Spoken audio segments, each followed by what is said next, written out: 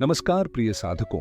पिछले गुरुवार हमने भगवत गीता के अध्याय 10 यानी विभूति योग के श्लोक 31 से 42 का अध्ययन किया था। इन श्लोकों में भगवान श्री कृष्ण ने अर्जुन को बताया कि यह संपूर्ण जगत उनकी ही दिव्य विभूतियों से भरा हुआ है, चाहे वह अग्नि की तेजस्विता हो, समय की गति हो, ज्ञानियों का ज्ञान हो या तत्वों और देवताओं का सामर्थ्य। हर शक्ति, हर ऊर्जा, हर महानता भगवान की ही एक झलक है। अध्याय 10 के अंत में भगवान ने अर्जुन से कहा था कि अर्जुन, मेरी विभूतियां अनंत हैं, यह तो मैंने केवल संक्षेप में बताया। और यही बात अर्जुन के मन में एक गहरी इच्छा जगाती है। वह उस परम रूप को देखना चाहता है जो इन सभी विभूतियों का मूल है। यही से आज के अध्याय की शुरुआत होती है। आज हम भगवत गीता के अध्याय 11 यानी विश्वरूप दर्शन योग के श्लोक 1 से 10 का अध्ययन करेंगे। इन श्लोकों में अर्जुन भगवान से विनम्रता से दिव्य विश्वरूप दर्शन की प्रार्थना करता है। भगवान बताते हैं कि साधारण आंखें इस अद्भुत दिव्यता को नहीं देख सकती, इसलिए वे अर्जुन को दिव्य चक्षु प्रदान करते हैं।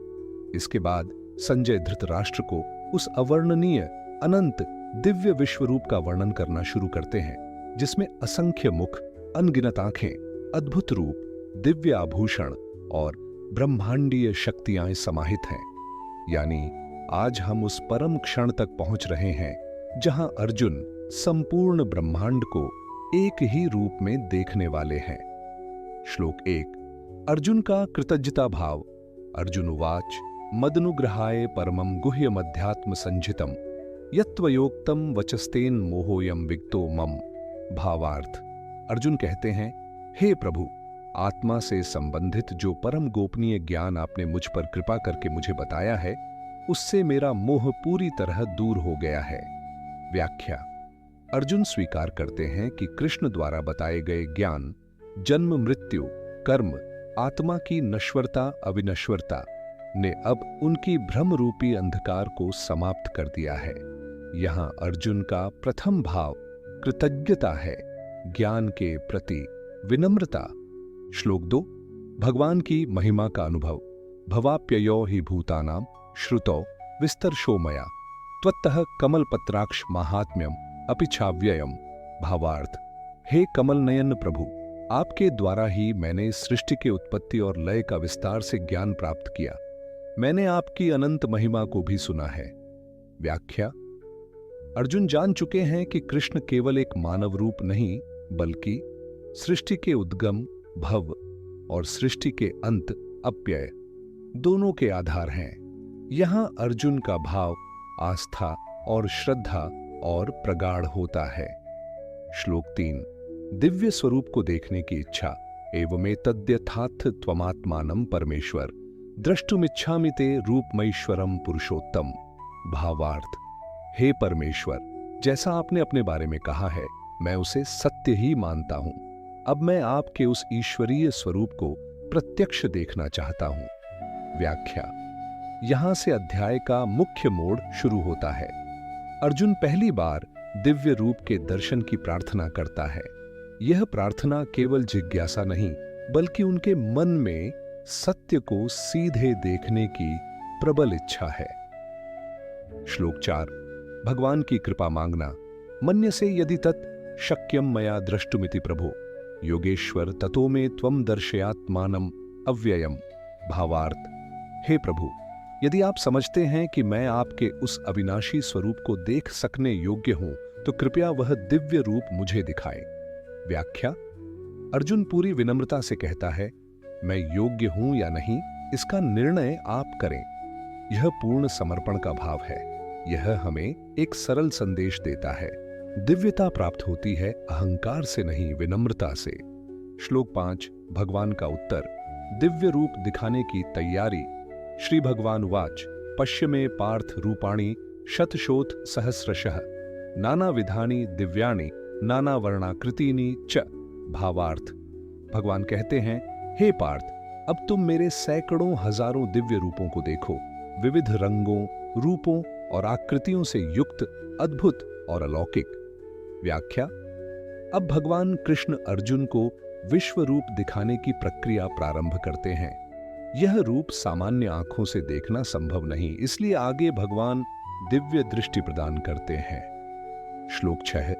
पश्यादित्यान् वसून् रुद्रान् अश्विनौ मरुतस्तथा बहून्य दृष्ट पूर्वाणि पश्याश्चर्याणि भारत। भावार्थ, हे अर्जुन, मेरे अंदर आदित्य, वसु, रुद्र, अश्विनी कुमार, मरुत इन सब देवताओं को देखो और वे भी अनेक अद्भुत रूप देखो जिन्हें तुमने पहले कभी नहीं देखा। व्याख्या। यहां भगवान कृष्ण अर्जुन को उस दिव्य विश्व रूप को देखने के लिए तैयार कर रहे हैं। वे कहते हैं, देखो अर्जुन, केवल मेरा एक शरीर नहीं बल्कि मेरे भीतर संपूर्ण सृष्टि समाई हुई है। आदित्य सूर्य देवताओं का समूह, वसु प्रकृति और तत्वों को नियंत्रित करने वाली शक्तियां, रुद्र संहार और परिवर्तन की ऊर्जा, अश्विनी कुमार दैवीय चिकित्सक और मरुत वायु और गति की शक्तियां। कृष्ण बता रहे हैं कि ये सब देवताएं अलग अलग नहीं बल्कि उस परम चेतना के ही अंश हैं। यह संदेश आज भी हमें सिखाता है कि ब्रह्मांड की हर शक्ति एक ही दिव्य स्रोत से उत्पन्न होती है। वह कोई अलग अलग टुकड़े नहीं बल्कि एक ही सत्य की अनेक अभिव्यक्तियां हैं। श्लोक 7। एकस्थम जगत्कृत्स्नम पश्याद्य सचराचरम मम देहे गुणाकेश यच्छान्यद् द्रष्टुमिच्छसि। भावार्थ, हे अर्जुन, इस विश्व रूप में तुम संपूर्ण चराचर जगत को एक स्थान पर देख सकते हो और जो कुछ भी तुम देखना चाहते हो वह सब मेरे इस शरीर में विद्यमान है। व्याख्या। यहां भगवान कहते हैं, अर्जुन, तुम जो भी देखना चाहते हो वह सब मेरे अंदर है। अर्जुन के सामने केवल एक दिव्य रूप नहीं खुलने वाला था बल्कि संपूर्ण ब्रह्मांड, भूत, वर्तमान और भविष्य सब एक साथ एक ही दृश्य में प्रकट होने वाला था। यह श्लोक हमें यह भी याद दिलाता है कि संसार का हर कण एक ही चेतना से संचालित है। हमें अलग अलग दिखने वाली दुनिया वास्तव में एकीकृत, एकजुट और एक रूप है। यही वसुधैव कुटुंबकम की मूल भावना है। यह अनुभव केवल दृष्टि का नहीं बल्कि अहम का विसर्जन है, जिसमें व्यक्ति स्वयं को ब्रह्मांड से अलग नहीं बल्कि उसी का हिस्सा समझता है। श्लोक 8। न तु मां शक्य से द्रष्टुमने नैव स्वचक्षुषा दिव्यम ददामि ते चक्षुः पश्य में योगमैश्वरम। भावार्थ, लेकिन अर्जुन, तुम मुझे अपनी साधारण आंखों से नहीं देख सकते, इसलिए मैं तुम्हें दिव्य दृष्टि प्रदान करता हूं। अब तुम मेरे इस अद्भुत और ईश्वरीय योग को देखो। व्याख्या।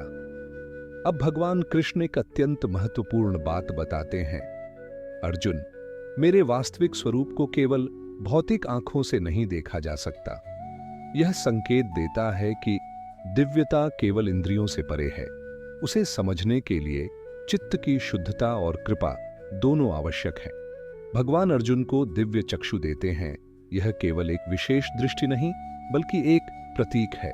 आध्यात्मिक परिपक्वता, विनम्रता, गुरु कृपा और अंतर्मन की शुद्धि। जब तक मन अहंकार से ढका हो, दिव्यता केवल सिद्धांत बनकर रह जाती है, लेकिन जब कृपा और पात्रता मिलती है तब वह सत्य स्वयं को प्रकट कर देता है। श्लोक 9। संजय उवाच एवमुक्त्वा ततो राजन् महायोगेश्वरो हरिः दर्शयामास पार्थाय परमं रूपमैश्वरम्। भावार्थ, संजय कहते हैं, हे राजा धृतराष्ट्र, भगवान कृष्ण जो महायोगेश्वर हैं, उन्होंने ऐसा कहकर अर्जुन को अपना परम ईश्वरीय रूप दिखाया। व्याख्या। अब कथा का दृष्टिकोण संजय पर आता है, जो धृतराष्ट्र को यह दैवी दृश्य सुना रहा है। संजय बताते हैं कि कृष्ण जो योगों के स्वामी हैं, जिन्होंने अपनी माया और योग शक्ति से यह संसार रचा है, उन्होंने अर्जुन को अपना दिव्य विश्व रूप दिखाया। यह रूप कोई साधारण दृश्य नहीं था, यह अनंत का दर्शन था, समय का स्वरूप था, ऊर्जा का खेल था। सृष्टि और संहार दोनों एक साथ थे। इस दृश्य को देखकर अर्जुन का जीवन बदलने वाला था और गीता का यह अध्याय पूरे आध्यात्मिक ग्रंथों में अद्वितीय माना जाता है। श्लोक 10। अनेक वक्त्रनयनम अनेकाद्भुत दर्शनम अनेक दिव्याभरणम दिव्यानेकोद्यता युद्धम। भावार्थ, भगवान का वह रूप अनेक मुखों और अनेक नेत्रों वाला था, अद्भुत दर्शनों से युक्त था, दिव्य आभूषणों से सुसज्जित था और अनेक दिव्य अस्त्र शस्त्र धारण किए हुए था। व्याख्या। अब संजय उस अद्भुत दृश्य का वर्णन करते हैं। कृष्ण का विश्व रूप ऐसा था कि शब्द भी उसे वर्णित करने में सीमित पड़ जाते हैं। उसमें अनगिनत चेहरे, अनंत नेत्र, असंख्य अद्भुत रूप, दिव्य आभूषण और ब्रह्मांडीय शस्त्र, सब कुछ एक साथ एक ही समय में दिखाई दे रहा था। यह रूप किसी एक दिशा में नहीं बल्कि सभी दिशाओं में फैल रहा था और यह संदेश देता है, परमात्मा सर्वत्र है, हर रूप में है, हर शक्ति में है। वह सीमित नहीं, अनंत है। वह व्यक्तिगत नहीं, सर्वव्यापी है। निष्कर्ष। आज जिन श्लोकों 1 से 10 को हमने समझा, उनका सार यही है कि दिव्यता को केवल साधारण दृष्टि से नहीं देखा जा सकता। इसके लिए भगवान की कृपा, मन की शुद्धता और सच्चे भाव की आवश्यकता होती है। अर्जुन ने विनम्र होकर दर्शन मांगा और भगवान ने कृपा करके दिव्य दृष्टि दी। यह हमें सिखाता है कि जब हम अहंकार छोड़कर श्रद्धा और भक्ति के साथ आगे बढ़ते हैं तो ईश्वर स्वयं हमारे मार्ग खोलते हैं। आज के श्लोक हमें यह भी बताते हैं कि भगवान किसी एक रूप या सीमा में बंधे नहीं हैं। वे अनंत, अविनाशी, सर्वव्यापी और सर्वरूप हैं। हम उन्हें जितना समझते हैं वे उससे कहीं अधिक हैं और वही विश्व रूप अब हम अगले श्लोकों में विस्तार से देखेंगे। अगले गुरुवार हम अध्याय 11 के श्लोक 11 से 20 का विस्तृत अध्ययन करेंगे। इन श्लोकों में संजय भगवान के विश्व रूप का और गहन वर्णन करते हैं, जिसमें भगवान का तेज, उनका विस्तार, उनके असीम प्रकाश, उनकी सर्वव्यापकता और वह दिव्य शक्ति प्रकट होती है जो संपूर्ण सृष्टि को धारण करती है। यह अध्याय का सबसे तेजस्वी और महत्वपूर्ण भाग है। अतः अगले गुरुवार हम विश्व रूप के और अद्भुत व विशाल स्वरूपों को समझेंगे। अंत में, यदि यह ज्ञान उपयोगी लगा हो तो कृपया वीडियो को लाइक करें, चैनल को सब्सक्राइब करें और इसे अन्य साधकों तक पहुंचाएं। हरिओम तत्सत।